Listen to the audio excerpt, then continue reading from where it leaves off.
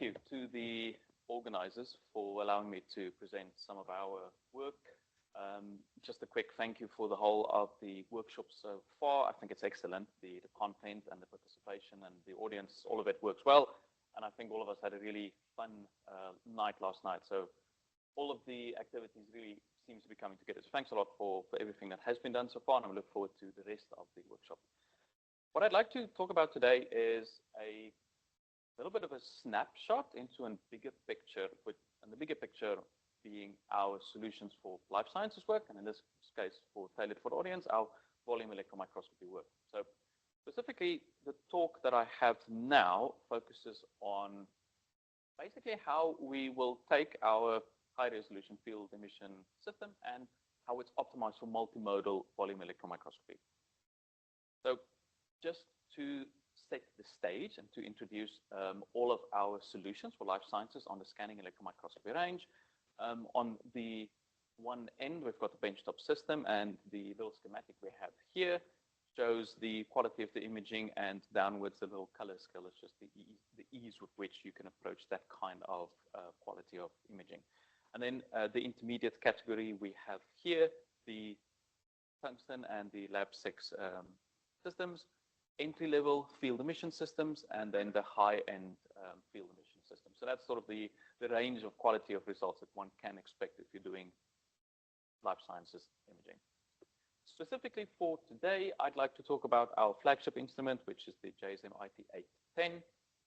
But specifically, I'd like to highlight a few key features which allows us to acquire optimal quality imaging. And basically the features that I've just quickly introduced here, I'll discuss them in a little bit more detail throughout the next slides. So we've got a stable field emission gun so that you can do long data acquisitions. We've got an optimized objective lens design, so you're guaranteed to have the smallest possible probe size, irrespective of your current that you choose. We've got a high sensitivity scintillator backscatter detector. Then we've got software that allow one to do basically initiate and go, where after just a few clicks of the mouse, you can just set it up and you can walk away. And then basically in terms of the output, well, you can decide what do you want to do with your data. Do you want to work it into your pipeline of data processing, or would you like to do some sort of imaging with our solution, software solutions? Starting off talking about the field emission gun. So we've got a Joel patented gun design where a low aberration condenser lens is integrated into the, just beneath the gun. What this allows us to do is to concentrate all of the electrons that are coming off of the source, which means that we don't need to run our guns hotter in order to get more electrons. We just run them a little bit smarter. And basically what happens is your lifetime for a single emitter is somewhere between 5 and 12 years. The oldest we have is a system down to the southwest in Plymouth, and it's running for 12 years on the same emitter at this stage. The second development that I can highlight is what is called the aperture angle control lens. Fancy word, but what it actually does is this lens constantly suppresses the spread of the electrons, which allows you to, again, get better resolution even if you were to push up your probe current. So again, we've got one system that's capable of multiple kinds of uses. So in reality, what does this look like? So here we've got, I will talk about this specific data set again in a little bit of time. I've got a montage here, but the actual point that I want to make for this data is this data was acquired with the probe current setting, which was somewhere towards the high resolution side. And then if you were to transition over to another data set where the probe current is now moved all the way over to the analytical side, you get still good quality high resolution images, even though you've got a much larger probe size, much more current. So again, it just shows that effect of the aperture angle control lens in action. The next highlighted feature is the kind of objective lens assembly that we have. We've got a variety of different objective lenses depending on your need, but specifically for these kind of work, we've got a hybrid lens, which gives us a hybrid electromagnetic electrostatic field effect underneath the pole piece. So this helps us to keep the probe as small as possible as you do your imaging. Then you can have different kinds of imaging modes when you operate the microscope. And effectively, this is a single button or single drop-down menu that you select in the software to activate certain modes of the microscope. But the sort of the one mode that I'd like to highlight is having beam deceleration at or gentle beam mode, which is something that you just select, you activate it. It allows the electrons to be accelerated as it goes down the column and decelerated before it gets to the sample and signal to be accelerated back through the column. What does this help us with? Well, if we start working with difficult kind of samples, we can actually see a benefit there. So in this case, I've got a conventional operation of the microscope, a normal landing energy of and float landing and gun voltage of 3 kilovolts. However, this sample being an archival sample that had no major source of staining gave us significant charging issues.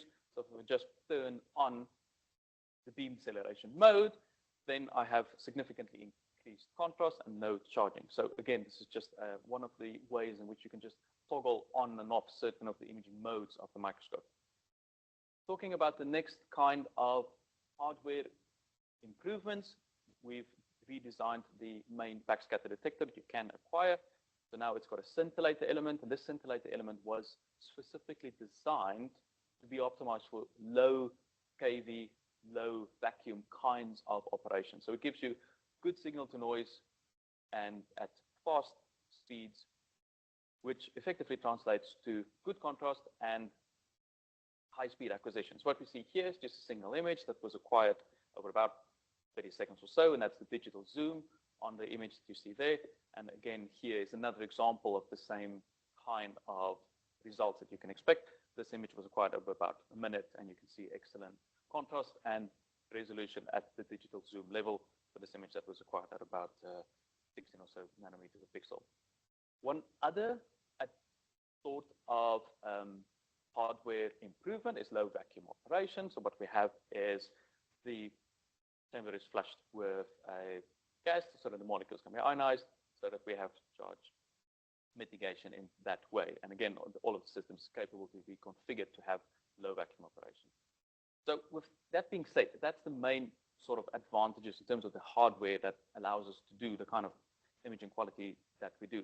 So, but then now transitioning the talk to focusing on volume side. So now what we want to say is we want to say that this solution is also the ideal solution for what we want to call multimodal volume electron microscopy, where you can do multiple forms of volume electron microscopy data collection within a single instrument. Key to the ability of us to allow this to be used is because we partner with ConnectomX, a company that's based here locally in Oxford, to design the stage-mounted microtome. And I would happily point any of yourselves to visit their stand to have a discussion with them about their microtome. The beauty of it for our purposes is it is compact, it's easy to install into our microscope. So you'll vent the stage, the door, mount the katana, close the door. It's pretty much, that's what it is in order to transition your microscope from a normal SEM to SBF-SEM.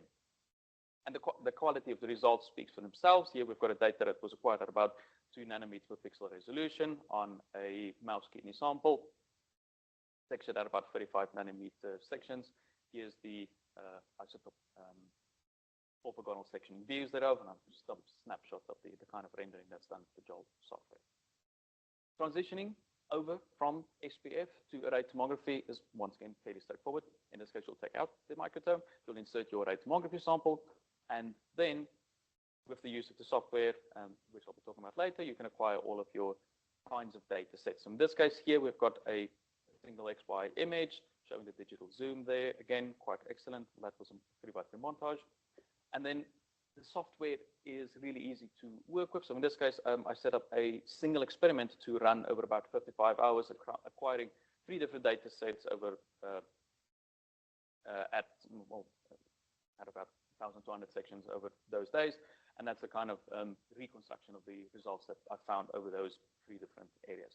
So now we've now sort of introduced the fact why we want to say that this is the ideal solution for multimodal vEM, but specifically, we want this to be done easily. So for this, we transition now away from the hardware towards the software, because we appreciate that the majority of us will be spending our life looking at the computer screen and not interacting with the microscope itself. So we want to make sure that what you interact with on the computer screen is as easy and user-friendly and straightforward and simple as possible.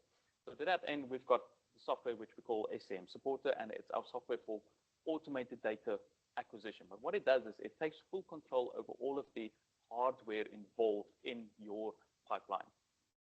At its most basic form, it allows one to take an optical microscope image for correlated purposes, with which you can use to do your navigation purposes. And then it's got guided workflows to allow you to set up and build your experiment however it is that you want that to be done. So again, we focus on this initiate and go sort of philosophy. It has the same view and the same philosophy and the same mindset, whether we're talking about serial block-based SEM or array tomography.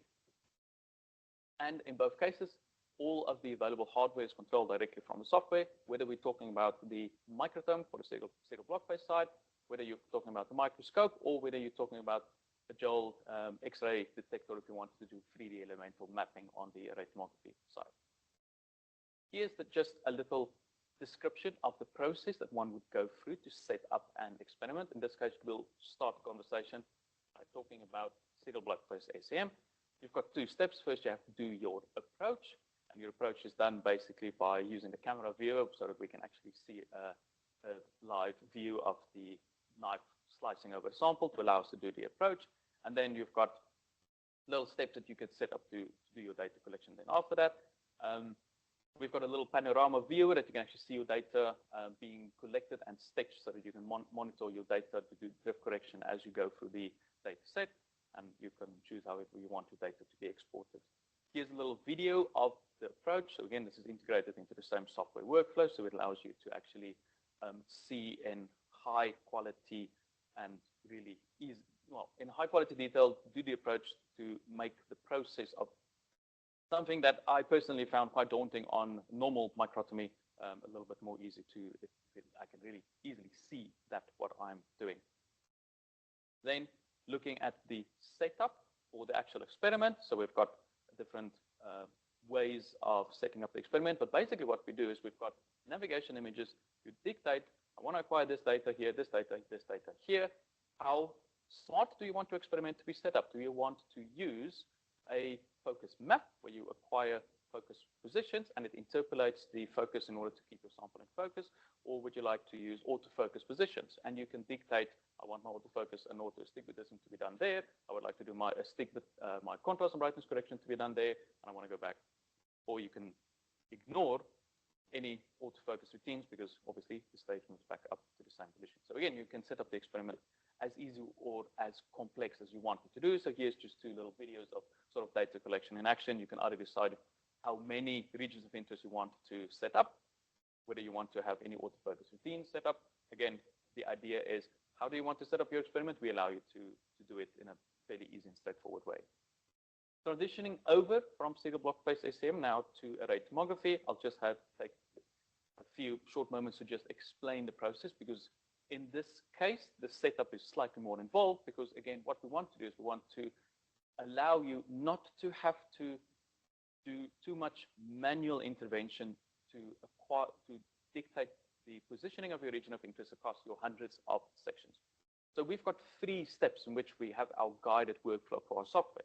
The first step, well, you want to acquire a montage of your sections to see where my sections are. And then you would like to acquire intermediate magnification images. The prediction of the position is done by 2 forms of algorithms in order to make your life easier, in order to have automatic prediction of where it is we want to acquire the data. And this is done through predictive positioning as well as image cross-correlation. And then those areas can then be used to fine-tune where it is that we acquire our final data. And the final data then takes in through, again, image cross-correlation. It takes into account the to change the image shift and scan rotation in order to keep your image region of interest centered and aligned well. And basically, that's what I wanted to say as the main part of my talk. I would like to draw your attention to our stand. We've got the Benchtop system where we can have Benchtop array tomography that you can see for you in action. And then I've got 2 remote connections to 2 of our systems scattered across the country that we can see some more of the high resolution data collection in action. Please come by anytime that you like. And with that, that is my final slide to just say, well, thank you for your time. And if you have any questions, feel free to ask.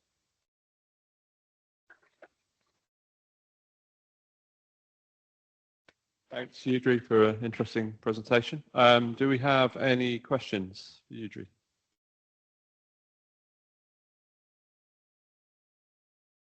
Must have been a very clear presentation.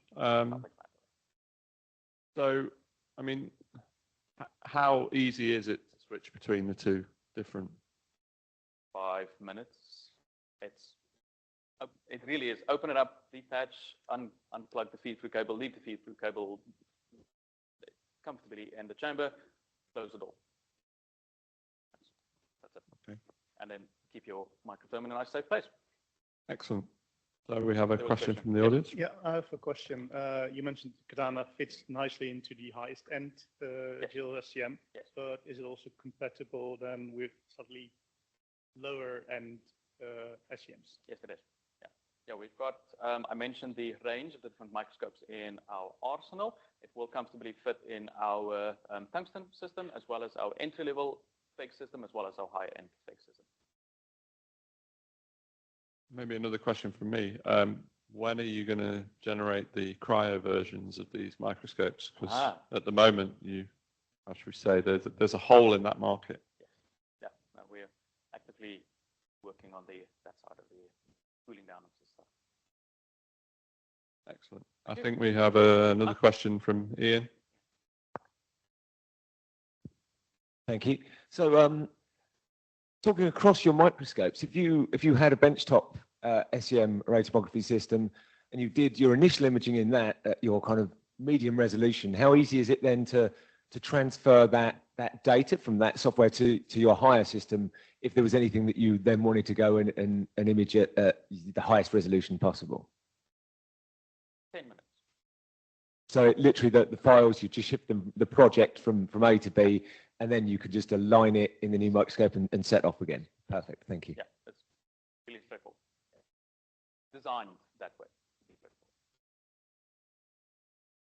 Okie dokie. Well, let's thank Eudri again, and we can move on to the last speaker of the session, who's